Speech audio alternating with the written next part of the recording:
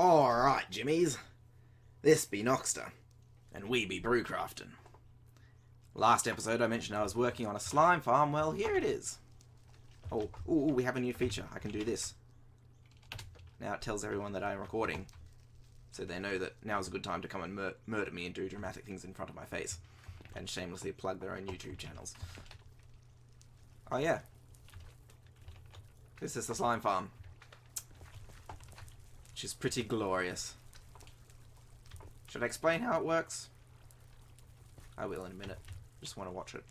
Because those little slimes, they're going to come around again. This thing is truly amazing. Other people have said it. And I do hate to toot my own horn a bit, but I have spent a lot of time just sitting here watching the thing, laughing my head off. Bear in mind, that was last week and I hadn't got much sleep and I was a little bit overtired, but still. See, there he is. He's probably going to start plugging his channel any minute now. Oh, I missed it. So this does two things. As well as dropping slime of all sizes out of its nose, it also occasionally drops water out and it goes splush in little drips that pour down and run it. It can happen from either side, and it's random, so it's kind of hard to predict. I might have to do like an hour-long montage or something of it, or just like an hour-long footage of actual just watching it. Real time. I think that would be great. Or maybe I could cut out the boring. I don't know. It's more fun when you wait for it. Anyway, let's go into what actually happens. First of all, the slime farm, which again I sort of showed off. It's fairly simple. Layers of pads. This is the size of a slime chunk.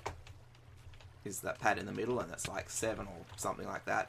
Pad's tall. This water stream collects them all, does fancy things, and it actually swooshes them into 2 tunnels, which is very efficient, very inefficient, sorry, for building, but very efficient because I want them to come out 2 nostrils. And I can take this little exit up here. I don't know if I will. Yeah, I won't swim up. But basically, behind there are water elevators. Fairly straightforward. I mean, the water, they go up, they swim up. That's how water... And there are breaks occasionally for air so that the slimes don't drown on the way up, because that would be unfortunate. And this ladder is really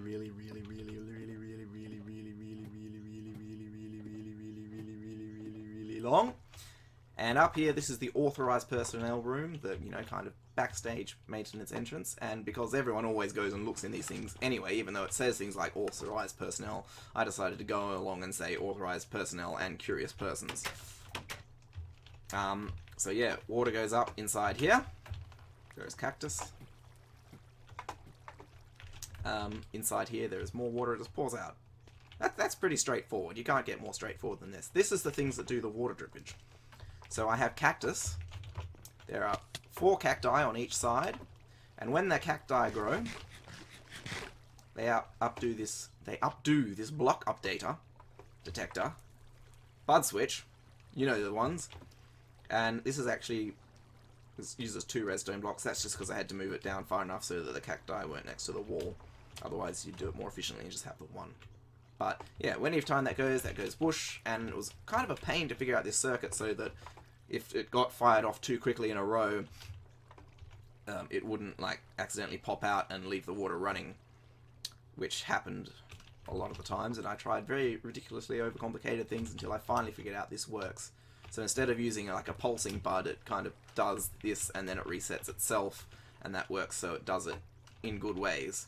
I won't bore you with the details. So that's all that's in here. I want to add another thing in here later, potentially, because it's a fairly decent speed slime farm. Like, I got like a stack of slime blocks from building it, and this is the silo. This is where they go down. So they all wind up in here. And yeah, so there's another stack of slime blocks and another third of the way, plus the other stack I've already got. This is pretty cool. The lights show you how much fullness is in there.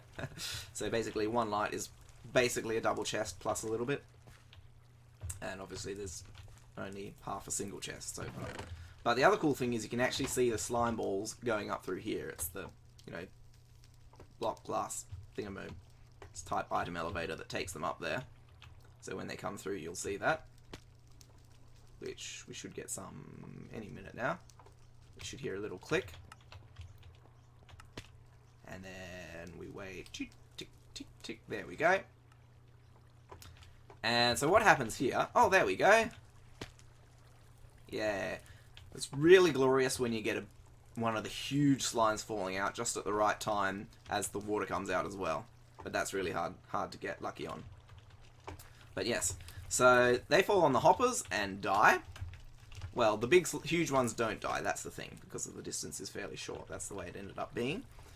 And then, if it's the little slimes, they just die and drop their slime balls. If it's the medium ones, they split into little ones, which will then hop off the edge, and the big ones will not die and hop off the edge.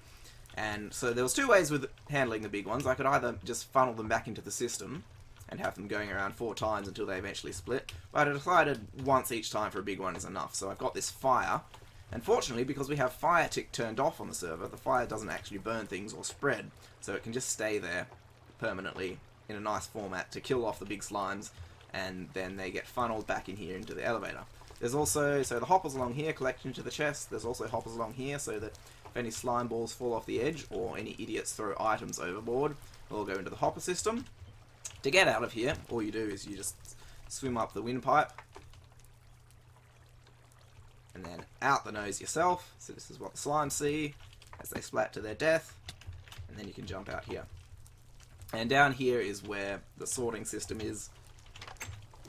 I mean, it's just a sorting system, no biggie really.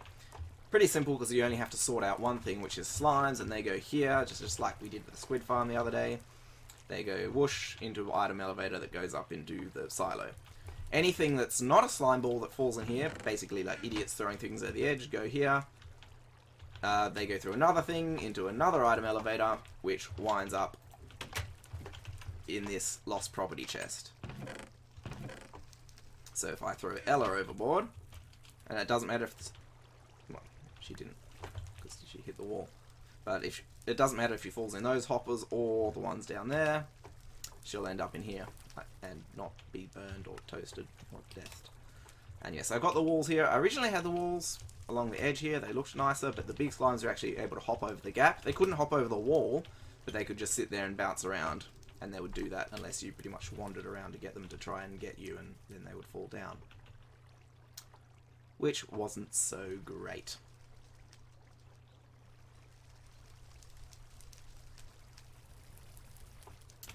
Yes, so yeah. Awkward pause while I recollect my thoughts. Ella is back, as we see, so that's safe. It's nice to return people's items to them.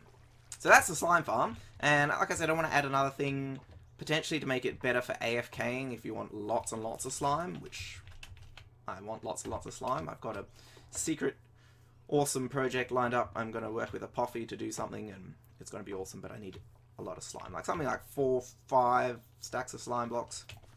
And yeah, I'm saving up, and I might get there, but for AFKing I thought, if you stick a platform high enough in the sky, so not so much more than the slime, the actual slime farm is loaded, I might do that if it seems necessary.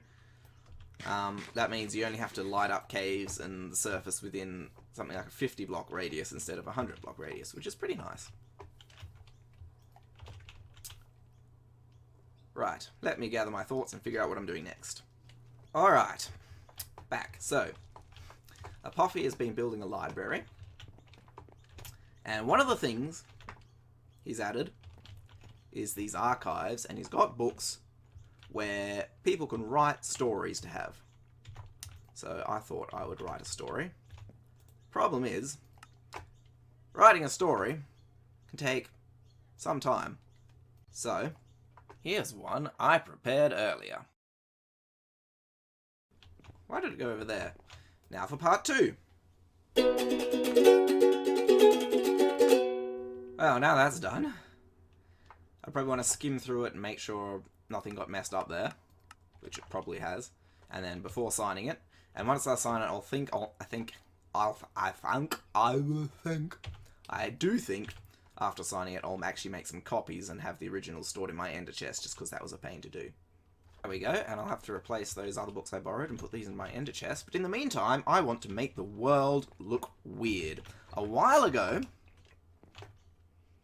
I a couple of years ago is when I first started.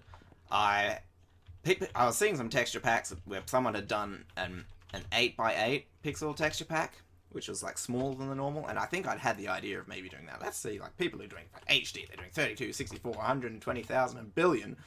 Why don't we do ones that's smaller? And then I realized that was done. Some of the people had even done 4x4, which was insane. So I thought, oh, well, that kind of ruined the newness of trying to do something like that. So I thought, what's a size no one else has done? And it's like, let's be weird and do an odd number. So we can have that center pixel. And like if you go down to 2x2, I don't know if there was one that did that or not, but if I actually found one. But that's just difficult because, you know, you can't really center anything.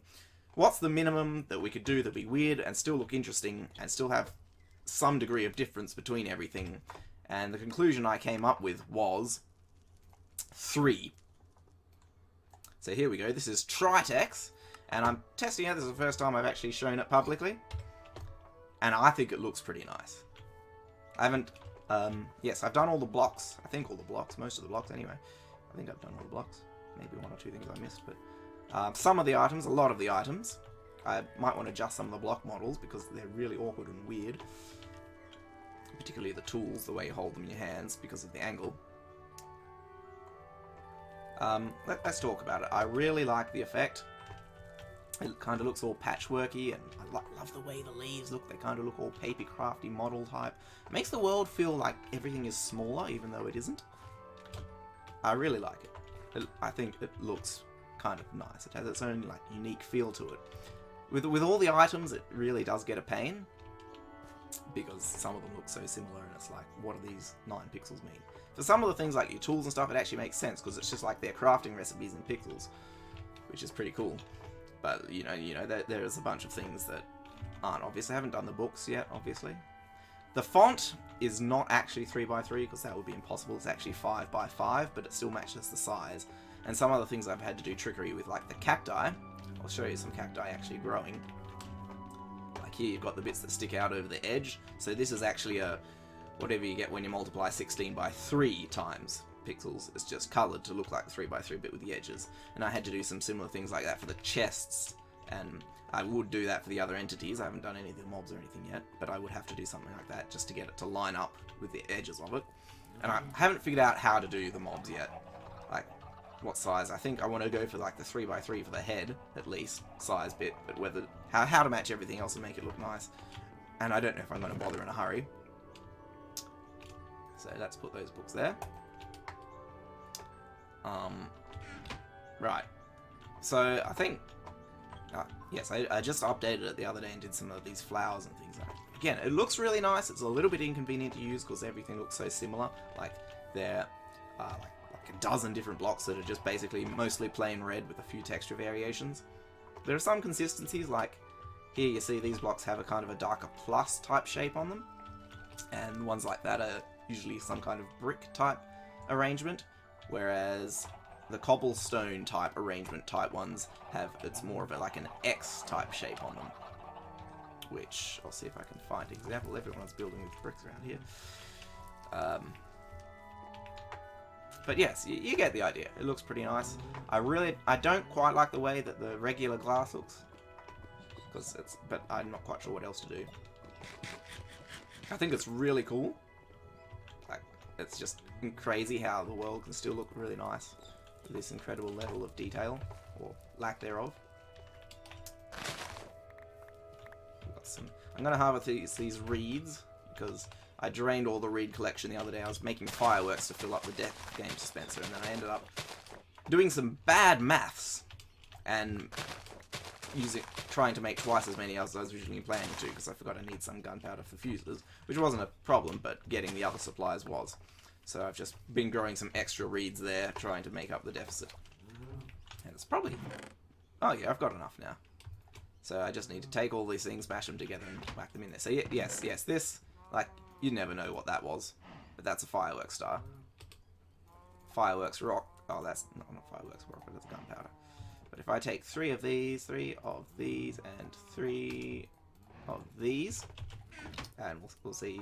So, again, that's a workbench. Like some things, you get used to them once you realise what they are. The chests are obvious because they They look like chests. They've got the shape of chests. They have the latch-like chests. I haven't done paper too, obviously. Gunpowder, and one of my fireworks. These are just plain red fireworks. I like doing the large ball ones, but it'd be a pain. See, there we go. Fireworks rocket. There's 3 pixels.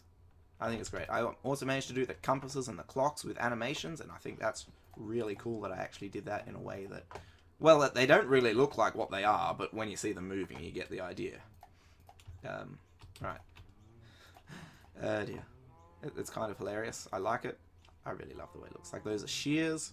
You couldn't tell that. That's a flint and steel. Would you have known that? I wouldn't have. That's useful that we have these tooltips. I'll do the rest of those later. So, I don't really have a plan for what to do for the rest of this episode. I want to work more on the golf course sometime, because I want to at least finish off like a 9-hole course so people can start playing it. And maybe like if I do a 9-hole one, people can then add their own. Who's in the death games? Because Sheriff Black Ops is on. Oh, that's really. Although the font, I should say, does get a bit messed up with things like signs. It looks alright, like for reading the words, but when you do like patterns and things like I did on Chris's bed, that just looks silly. I'll have to see, even on books it's a bit of a pain, so if I were to read, look, I wrote a book. Let's grab part 2 one, that's not using offense. Well, you can sort of read it. I think it's crazy that I managed to do the E's and they still read. It's mostly legible. You get used to it after a while. But again, the font is 5x5, so it's kind of cheating, but there's this tree. I just need a little bit of dark oak, and I didn't want to spend the time getting all the saplings and replanting it, so I kind of left it like that. I'm a bad person. Look, this is the bow. It says it's a plasma rifle, but now it looks like a bow. Look at that. It's just a square, and yet I still managed to get it animated. Somehow. And the arrows, it's beautiful. Oh, I can't pick them up, it's an infinity bow. Yeah. I quite like it.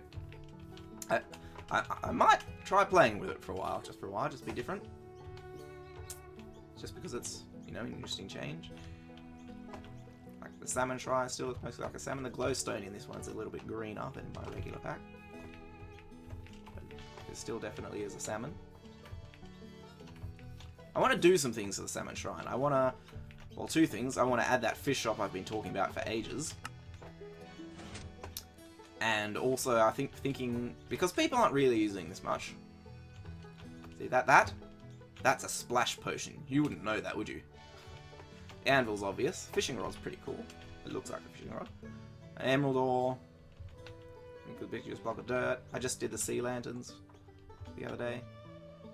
So, yeah. Okay, I haven't done the book on the enchantment table, just the block itself. That's worth noting. Melons. Wow, circuitry. Redstone looks pretty nice, I've got to say. I think those are repeaters. Once you get familiar with them, see there's a comparator, you can tell by the quartz in the middle. Once you get familiar with them, obviously some things have their special shapes, like hoppers, and some things are just terrible. But some things look pretty nice.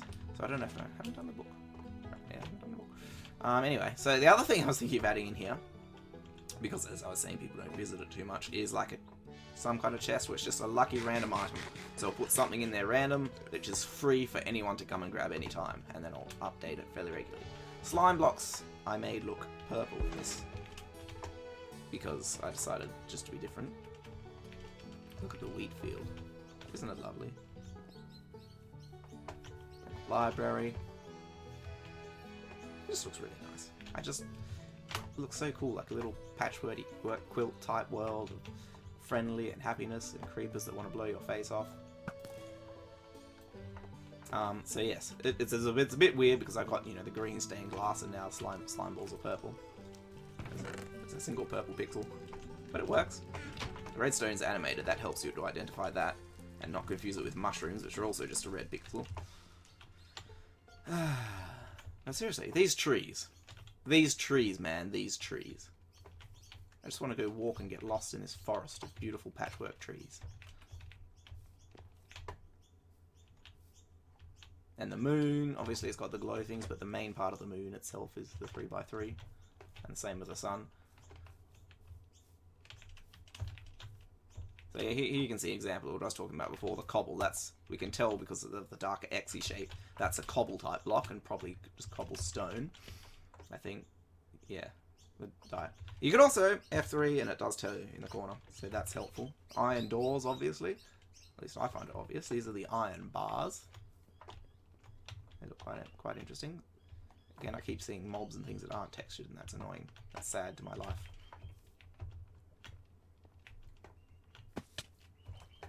Here are our dandelions. Aren't they pretty? Oh, and here's Kit's Dirt Mansion again. I think I've just mentioned this like pretty much every episode so far. I just go past and say, yeah, there's Kit's Mansion again. I don't know what's so drawing about this, I mean, other than the Dirt Mansion. But again, it looks nice. The contrast between the dark oak and the dirt is much different than it is in my normal Noxture pack, because they're much more similar colours. This is the Junglewood door, and somebody's filled his house up with dirt. Apparently that happens to him a lot. Often, pick a word and stay with it. Don't just half say both words and go alon. That happens to him a lot. We can see if maybe we'll climb up this ladder. We should be able to see the mini golf club in the distance. From this distance, you can't even hardly tell. Oh, but look at all those trees, aren't they beautiful? And the path, it just looks so nice. Which is surprising because it's really so terrible. So yeah, I think I'll play with this for a while. Maybe for the next few episodes. Let me know if you hate it. And then I might stop. But, you know, just it'd be nice. Maybe as I go, I'll add some of the textures that are a bit more annoying that it's missing. I don't know how I'm going to do the books and the pages and the things, because it's just going to be a pain. But I think it looks cool. I haven't really got anything else planned to do this episode, and it's probably just as well, because I could, you know, short episodes are nice for everybody. And I don't want to have to edit it too much. So I'm going to roll with this.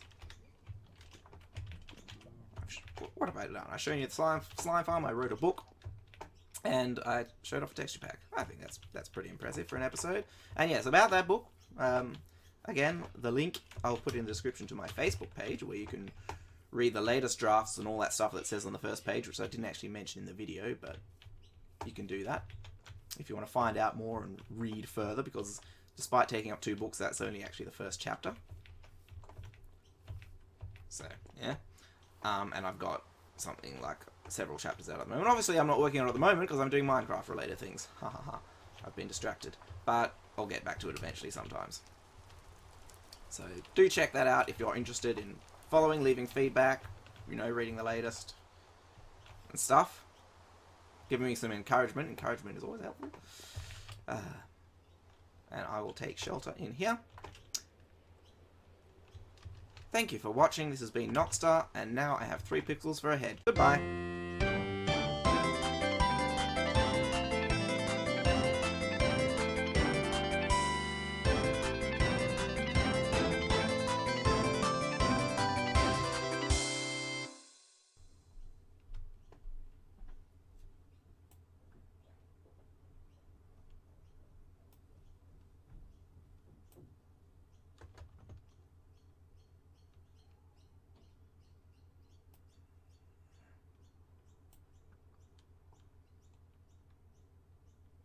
I think he's just a bit too far away.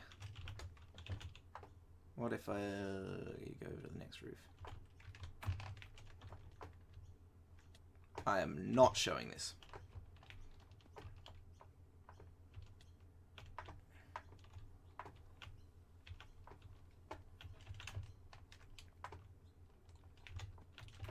I'm really not showing this footage.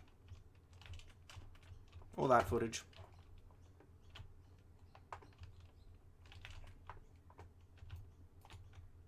Oops. I broke a torch. I'm a bad person.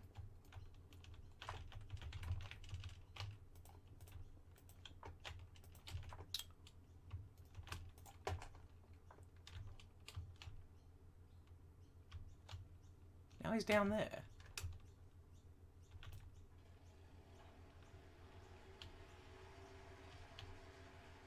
Uh-oh. I think he's onto me.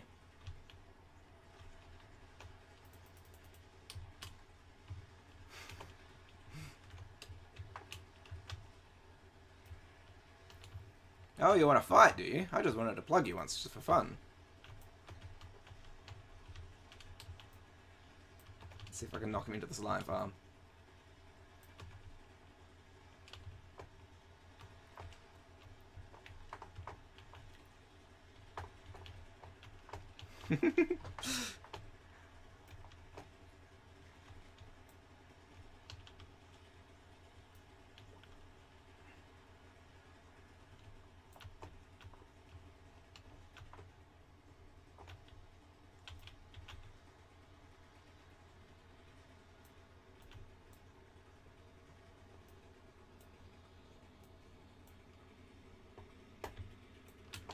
Lag doesn't help.